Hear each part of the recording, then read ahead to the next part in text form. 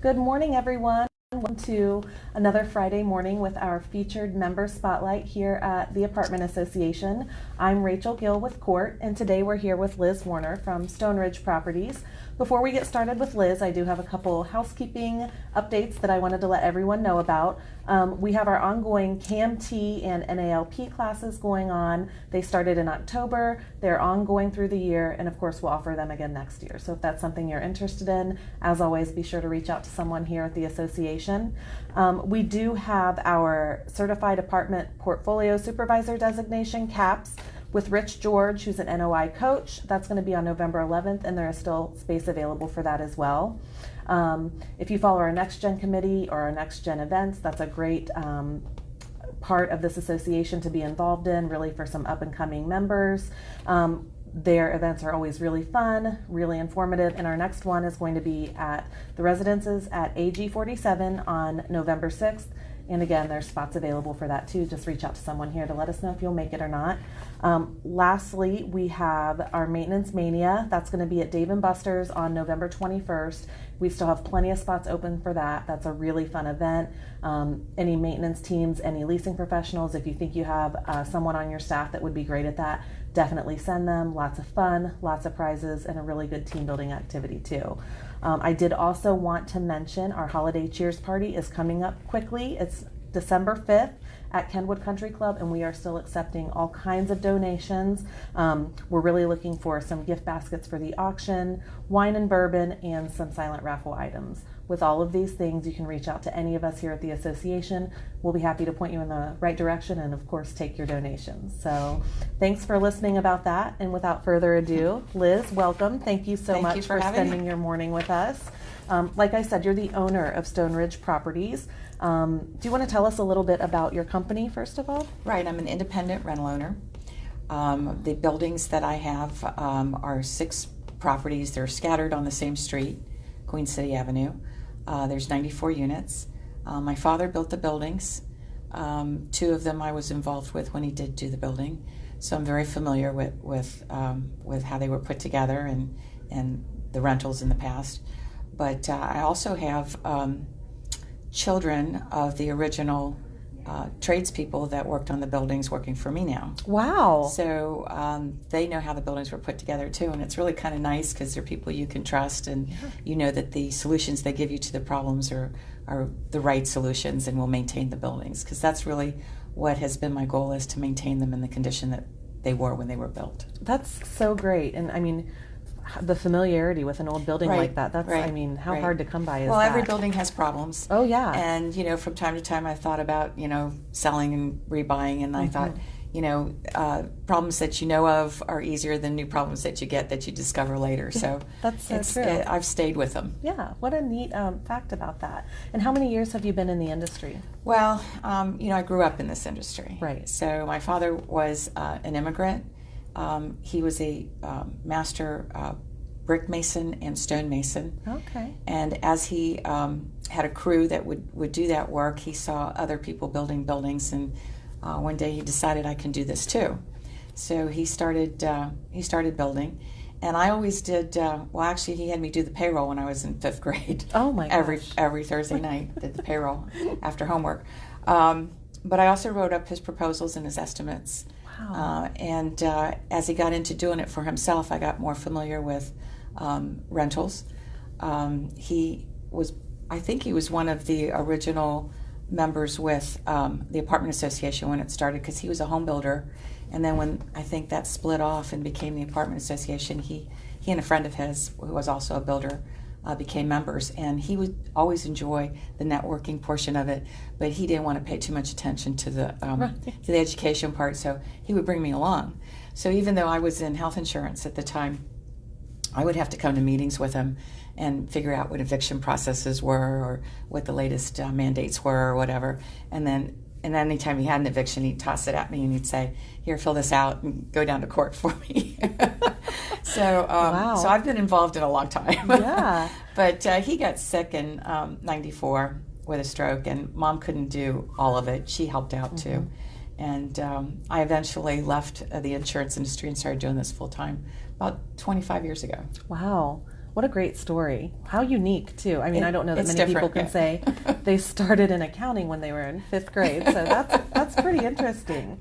And that answers the question how you got into it for sure. Right. I think it's interesting. We've done several interviews where people, the stories are always so fascinating on how they got into the industry, but we've had several members who kind of were born into it. Yeah, It's kind of been a family business, and who knows more. I mean, the knowledge you must have of, the history and the buildings and all the changes that have happened over the years is So incredible. that could be good and that could be bad, but yeah, for sure. So do you have a most memorable story? Well, I do have this resident that is always on my mind. I kind of wonder what's happened with him.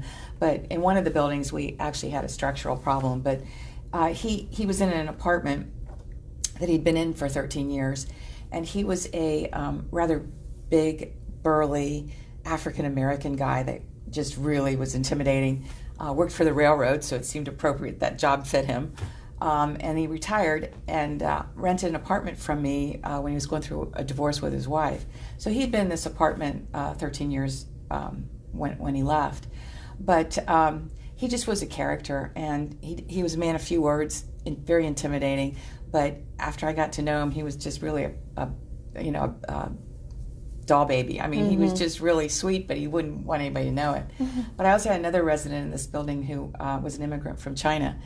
And along the way, Joe had decided to buy a truck, a man truck, you know, with all the bells and whistles and, everything inside. And, you could tell he loved this truck. And he worked on it, cleaning it on the weekends. And he also wanted to make sure he treated it properly. So when he went anywhere, he would start this truck up and he would let it run for like 15 minutes before he would get into it. And of course, it was one of those motors that's, just really loud. And he liked to put it right in front of that resident's window, who he woke up every Saturday morning. And so there was this tussle going on between the two of them, which we eventually solved. But Joe's apartment had a problem that the floor in his apartment was sinking. And we didn't really realize what was going on with it. He'd call me and tell me that there was space between his wall and the floor, and we'd do the patching, we'd fix it, and a few years later it'd be again, and we did this like 3 or 4 times, and then last time it was just seemed like unbelievably a lot of space, and I'm like, Joe, I need to really figure out what's going on in this apartment. I need you to move. And he wouldn't move. He said he was fine, he was going to stay in there, and I kept having nightmares about, this building was just going to fall off the hill and just get, and then I'd hear these sinkholes and stuff. So I had to actually make him move. I had to give him an owner once possession to get him out of there. And as it turned out, underneath his slab, he had the basement apartment, underneath the slab we had a condensation, an air conditioning condensation drain pipe that someone must have stepped on when they poured the concrete 40 years earlier. So just to let you know what water damage can do, oh my gosh. It probably dripped every 6 months, when the air conditioners were on for 40 years before it caused a problem. Oh my gosh.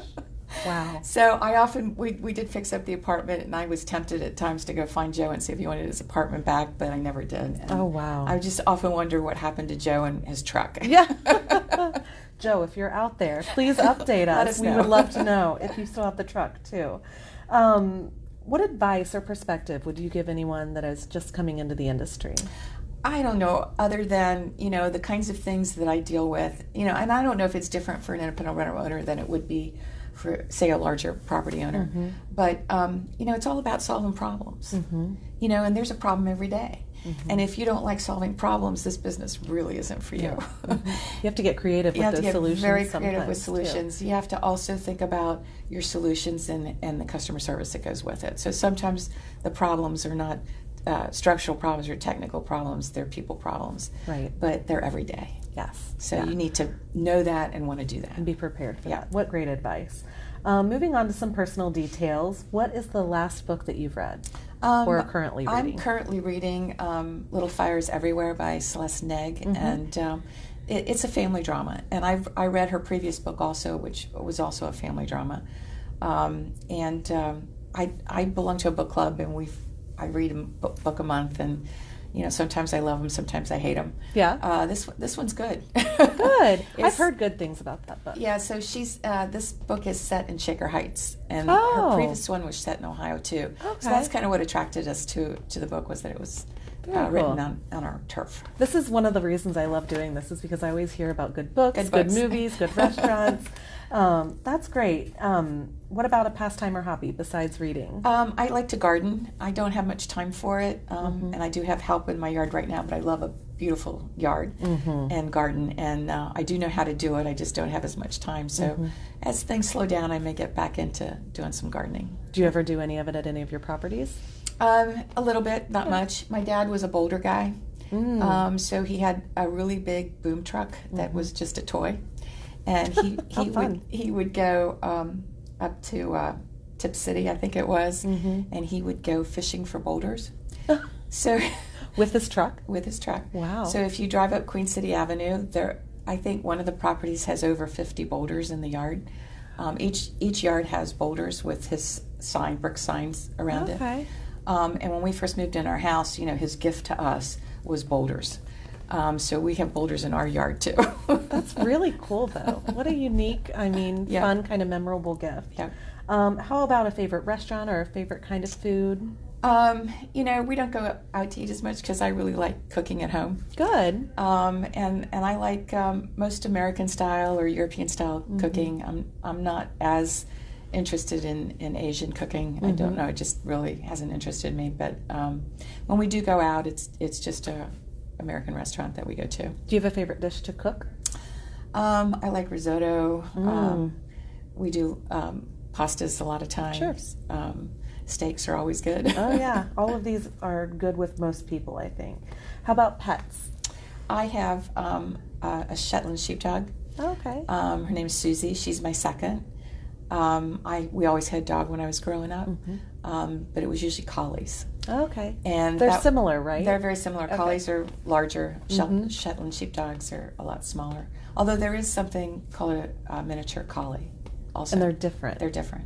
Can you tell the difference by looking at them? You can, because a Sheltie has a little stubbier nose. A collie is a lot more pointy. Okay. So I usually like to find a Sheltie that has the pointier nose, and they're usually not show-worthy because they're not traditional. Gotcha. And so they're generally the runt in the litter. So I've got a really small Sheltie. Does she have a big personality? Oh, big, really big. That's fun. That's a lot of fun. How about any favorite TV shows, movies? Do you have some time to unwind and do that? Yeah, we do that in the evening before we go to bed. It kind of relaxes me. Like, I don't feel things are right unless I watched one murder mystery. Yeah, same. Isn't that funny? Crime show, murder you mystery, decompress by something watching like that. someone else. It's be completely mindless, stressed out. It's just. Oh, that's great. We always ask this question: if you were an animal, what would you be? I don't know. I was debating between a horse or a dog. I really love horses, but I haven't, with where we live and everything, I haven't had the opportunity to really spend a lot of time. When I was younger, I went riding every week. Oh, wow. Out in Indiana. Okay. And one year we did a dude ranch out in Colorado, which was wonderful. That would be really It was fun. fabulous. Yeah. But maybe I'll choose a dog because I just don't have the opportunity to have a horse around. Yeah. Fun fact, mine would be the same two things. Okay. I would go back and forth too, so I totally get it. And what would you like to share about your family? Well, my daughter just got married 2 weeks ago. It was a long time in coming. I just was one of those mothers like, when is it ever going to happen, Margo? But she got married down at the Hotel Covington, so she lives in San Francisco. Okay. And we planned this long distance, which was a little challenging, but we did a great job. And it was a beautiful wedding, and she was beautiful. And they're off on their honeymoon right now. Wow. But I'm exhausted. I'm sure. You are, I can't imagine. I have 2 daughters, and that's a long ways away, but I already it happens quick. have some nightmares about it. So it's on the horizon. Also, I don't always ask this question. We ask you, but I loved your answer about sharing an interesting detail about yourself because I think it's pretty cool. Oh. Well, like I said, my parents are immigrants from the Balkan countries after the war. And my father was in the trades, so he was able to get work right away. But we all kind of lived together because everybody came together, and so I had cousins that lived with my mom and dad Actually, when my mom came over, she lived with a lot of cousins, and then when she got married, some of those cousins came to live with us. So we all got to know each other really well, but we maintained the language. So my father was learning English because he was working, but the rest of us were all at home. So when I went to kindergarten, I didn't speak English, and I also didn't speak English by the time I got to first grade. And somehow I don't remember any trauma from it. I just don't remember that it was an issue. Obviously, I learned how to speak English. It wasn't a problem in school as I went ahead, but I sometimes think about that, and my daughter had worked with some children in Norwood that were Spanish that were learning English, and she was talking about how difficult it was, and I just honestly didn't have any extra help from anybody, and I mean, they didn't offer anything back then. It was the 50s, and I just don't even remember that it made a bad impression or anything on me. So do you remember that language now? I can understand it. I went back to Europe to visit a cousin, I don't know, maybe 10, 15 years ago, and it started coming back to me. Of course, I could understand everything she was saying to me. It was me not being able to respond back to her. And I think the hardest thing was remembering nouns. Like, I remember sentence structure, right? But like, darn, I can't remember what that's called. Yeah. And it came back to me. I was there for 2 weeks, and we had a great time. And when I came home, my husband tells me, I don't remember this, but I got off the plane and I started talking to him and telling him different things, and he said I was spouting German, and he didn't understand what I was saying, and it was like I didn't even realize that I hadn't switched. How funny! It was funny. Yeah. But I also remember by the time I was a teenager, of course, everybody in my family was speaking English, but there were times my friends were telling me that they didn't understand what my mother was saying, and I was like, why? And they go, well, started out in English, ended up in German. And I didn't even realize it. It all sounded the same to me. I just think that's really fascinating for those of us who are not bilingual or only speak one language, to think that the brain can work that way. It does. So naturally, and you may not even realize it. You don't realize it. So, yeah. And that's why if somebody comes up to me and starts talking in German right away, I'll know what they're saying. Yeah. It's like, I hear it and I know it. So interesting. Yeah. Yeah. Well, thank you so much. You're welcome. That was very quick and painless It today. was. You did a great So job. many interesting facts. I also wanted to mention Liz is a huge supporter and so involved in the association. If you're at any events and you're new or you're looking for some new folks to chat with, she's such a friendly person to speak with. And now that we know some more fun facts about you, there will be some new conversation pieces. That'd be great. Again, thank you so much You're for spending welcome. your morning with us. As always, stay tuned for some pictures and our written post about this interview today. And have a great weekend. Thanks.